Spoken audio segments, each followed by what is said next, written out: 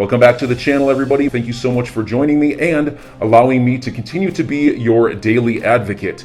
If you're new here or you're not subscribed for any reason, please do me a huge favor and hit the subscribe button. Thank you to all of you who have been watching and following me for so long. It truly means a lot, and I'm glad that I can be this person. Ethereum got a free pass, and there are a lot that went on here that's not right, okay? But in the course of that, we found something far worse.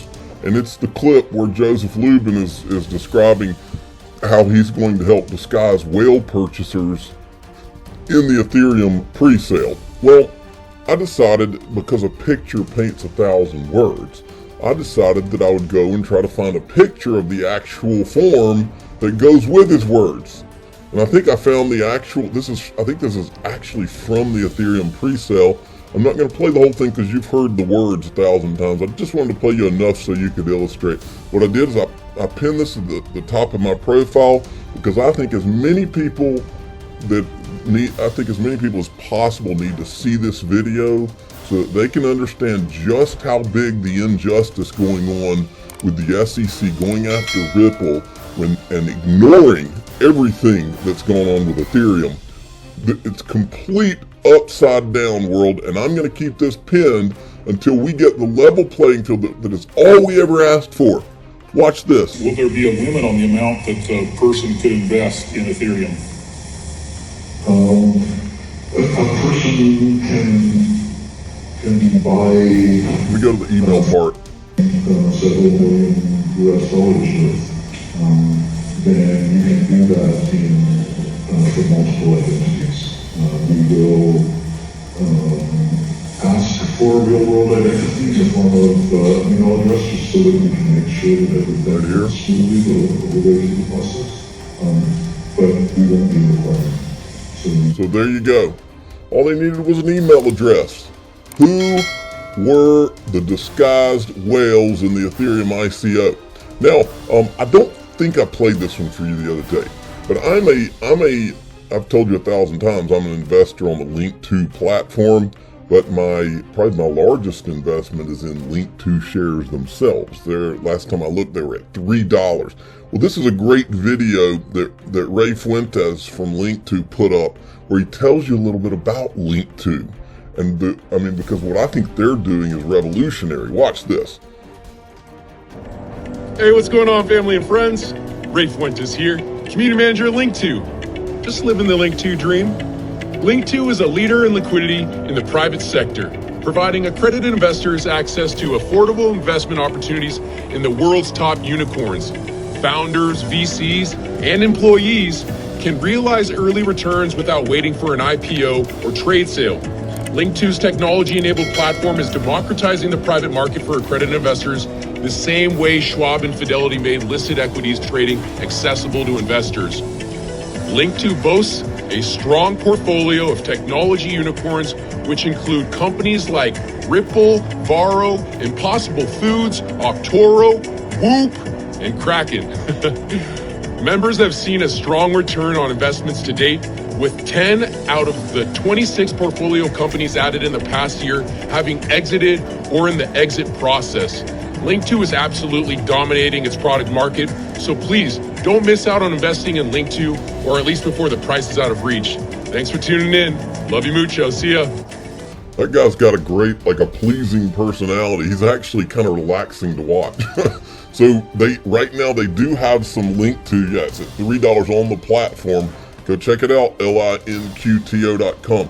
Now this right here is a clip that Digital Perspective, Brad Combs, had put up. It's a clip from the Link2 had a, what do they call it? I can't remember what they call it. They had a little conference, a Zoom conference yesterday. Listen to this clip. Where XRP's value is determined, I've seen this sort of simple calculation, but Swift currently, I think the number is it settles 1.2 quadrillion with a Q, quadrillion dollars a year. And that is the amount of money that gets moved. It's not necessarily the market cap of how much money we have. It's how many times does it get circulated, right? And if you have $1.2 quadrillion, let's say, for example, The ripples, the XRP ledger system carves out 10% of that. That's $120 trillion, right? And if XRP, let's just say, for example, the total unit supply of XRP is in the marketplace at 100 billion. Well, if you take 120 trillion and you divide it by 100 billion, how many times is XRP moving? How much is it moving the unit of value? It's moving it 1,200 times, right? So each individual XRP is moving 1,200 times. So wouldn't it be fair to say that that is an enormous value? And so that value would be $1,200 per XRP. Boy, I wish. If it's moving $120 trillion. This is interesting from John Deaton. You remember the That's All folks from Bugs Bunny, the cartoon? He says, Judge Torres' rulings are a great sign for XRP holders. What these rulings clearly shows that Judge Torres favors public disclosure. Ripple can't seal certain documents, i.e. legal documents. Same applies to the SEC. Think ahead. We may ultimately get to see the 63 Hinman emails. I don't believe we ever see the 63 Hinman emails because I don't believe they can show you those emails. I believe that it would put way too much scrutiny on not just the SEC, but I think the CFTC. I think a lot of these branches of government were involved in all of this, and I believe that they don't want that spotlight. James Phelan had put this out in today's ruling. Judge Torres ordered 3 documents unsealed. Notice of anyway, those 2 emails. This is the first time we've ever seen anything like this. There was 2 emails. Now, I normally wouldn't show people's email addresses, but they've already made this public. It's not like I'm the only person showing it. But if I'm Brad and Chris, I'm gonna change my email address anyway. But what's interesting about these emails is, as with this entire case, these guys have been under more scrutiny than anybody in this space, and they've been pretty much clean as a whistle at every turn. Nobody's accused them of fraud or anything like that. Now, I know some other companies which, if you turn that same SEC scrutiny on, you wouldn't even have to turn the SEC scrutiny on it. There's already things in public. The video I showed you at the beginning of this video, at a minimum, calls for an immediate investigation. And you don't even have to have a law degree to figure that one out. You just have to have just a tiny, tiny ounce of common sense. But they leave them alone. Which is why this is there's such a sham going on right now, and everybody knows it. And that's why this whole thing has become such a pressure cooker for the SEC, and it should be for the CFTC too, and a lot of these people, as well as the guys that were involved in this Ethereum free pass. But they put out 2 Chris Larson and a Brad Garlinghouse email, and it's held like they're basically worded like the professionals that they have been all along. No shadiness going on. Now, speaking of shady, Boston Fed, MIT give a glimpse into the Fed's crypto future with digital coin design. Let me make a point here, folks. I've said for a long time, all this stuff you're looking at is one of 2 things. It's either all the world's a stage and everything we're watching is a movie, or there's something really bad that's going on here. Well, there is a middle ground here. Middle ground is that this has all been planned by the government and all this stuff, and then in the middle there's some bad actors sprinkled in. That's very possible. That's kind of where I'm leaning these days, is that a lot of this was planned a long time ago, and I'll show you why I think that. But at the same time, along the way, you have some bad actors, maybe some big mega banks, maybe some bad actors that decided they wanted to put a wrench in the spokes, so to speak. That's kind of what I think's going on here, is that there's an overall plan, and then there's some corrupt things going on inside of the plan. That's where I think we're at. Now watch. So first thing you need to get here, it says Boston Fed, MIT give a glimpse into the Fed's crypto future with digital coin design. Well, if you're seeing this, what this means is that Gary Gensler was involved. This is Federal Reserve Bank, Massachusetts Institute of Technology's digital currency initiative have come up with an initial design for a central bank digital currency. Make no mistake, what this means is that Gary Gensler was involved in this plan long ago. But you don't have to just guess that. Here's the MIT that we've shown her 1,000 times. Neha Narula. Gary Gensler was her colleague in all of this at the MIT Digital Currency Initiative. They were both at this. If you'll remember this, I've shown it here. This was at Harvard. There's Gary Gensler. She's sitting right there beside him. That's Neha Narula. And the people sitting at this table are major players. And I told you 1,000 times, they ran this digital currency wars simulation in November 20th, 2019 at Harvard. And what I said then and I say now, if they were running a simulation at Harvard and made it public, just imagine what they've been planning for 5 to 10 years before that. Because this is obviously one of those things that you wanted to put out and make China and Russia and the others think that you're way behind when you're really not. Look, you'll see what they say. Watch this. Security Council's Principals Committee meeting at the White House. Our scenario takes place 2 years from today, on November 19th, 2021. We have simulated a world in which one big thing has changed. In March 2020, the People's Bank of China launched a sovereign digital currency known as the digital yuan.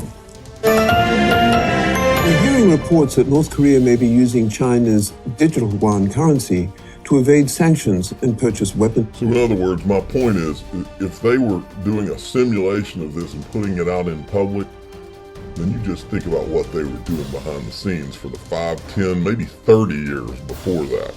Now, here's further proof that all of this was a plan, okay? The first part of this you're going to see was Charles Gasparino when he reported in May of 2018. The second part's going to be Joseph Lubin in December of 2017. That was when I think they really started working with the SEC, and not just the SEC, it was the CFTC too. Then you're going to see part 3, 2 days after the Hinman speech, is a CNBC report, almost like they picked the baton up on cue as they were told. Watch this. You'll see what the plan was. And it's created by two, I would say, industry leaders, a guy named Joe Lubin, Andrew Keys. They are part of something known as Ethereum and Consensus. These are big cryptocurrency blockchain companies. They are working on this through this thing known as the Brooklyn Project. They have a lot of sources and friends on Wall Street. And this is the key thing, because they are working, from what I understand, with the SEC, the CFTC on this. We saw that the SEC did push back a little bit on these Bitcoin ETFs that tried to make it through the system so that people could trade those and invest in those if they wanted to. When it comes to Ethereum, why do you think the SEC might be more apt to approve an Ethereum ETF versus a Bitcoin ETF? Yeah, so one of the concerns was that there weren't... Notice when he's speaking, it's almost like he may as well say, well, in my conversations with the SEC, one of the concerns was this. It's obvious that he's already talking to it. He knows, he's not guessing. So let me start back so you can hear how he words it. Versus a Bitcoin ETF. Yeah, so one of the concerns was that there weren't really good, reliable price feeds mechanisms. So indices are being built for those things. And another criterion was that there be a futures market. So that is happening. In terms of for the ETF. Right. So in terms of the Ethereum futures. Either Bitcoin or Ethereum. When do you expect that we could see an Ethereum future out there? It's like, I don't want to months? Really, I think months would be a long, long time. Okay, take it away. Yeah, sure. So let's talk about Ethereum in particular, because that was in the news this week. And so now we have to talk about, okay, how is this going to trade? What are the catalysts over the next couple months that could actually move this? So I identified 3. First of all, let's talk about Ethereum futures. Right after the SEC came out and said Ethereum is not a security, the president of the CBOE came out and said that was a hurdle to us launching Ethereum futures. So one would think that perhaps Ethereum futures are not far off. They already have an index-based Ethereum index, and you would think that futures are next. So that could be a potential catalyst for Ethereum. So They already knew that was part of the plan. You had to get Ethereum classified as a commodity, then you open the door to the futures. That's why they were working with the SEC and the CFTC. It's pretty obvious. Okay, moving along. Preston Byrne, remember this is the same guy that did the write-up back after, it was back a few years ago after the Ethereum pre-sale. He's the guy that wrote up and he said, I think there's something that criminal that went on here. I think they tried to make this look like it was being bought by all these people all over the world, but it was actually a handful of whales. Now he's saying the Gensler SEC is DDoSing, a DDoS attack, DDoSing the United States with regulations. Jerry Brito is now complaining about it, and I believe, as TAIG says, that Jerry Brito was involved in the Ethereum free pass from the beginning. So I don't feel sorry for Jerry Brito when he's complaining now. These guys have always been. They've got these organizations that they call crypto industry, and they're not crypto industry. They're Bitcoin Ethereum. I mean, just look at their website or look at what they say. Look what they do, because what they do is totally different. You haven't heard this guy coming out defending John Deaton or working with John Deaton to help John Deaton with the SEC lawsuit. You haven't heard him come out in defense of Ripple or anything like that. Meanwhile, he's at an organization that he claims that is this crypto industry organization. Baloney. Bitcoin News, new SEC proposal could give officials sweeping new powers to scrutinize cryptocurrency platforms, including decentralized finance protocols, warned the commissioner. That's Hester Pierce, was on a video. So enjoy your day, everybody. I'm always here for you. Leave any comments or questions below, and be sure to subscribe. But thanks, everybody. I really appreciate you. Enjoy your day, and I always have your back. So thanks so much, everybody.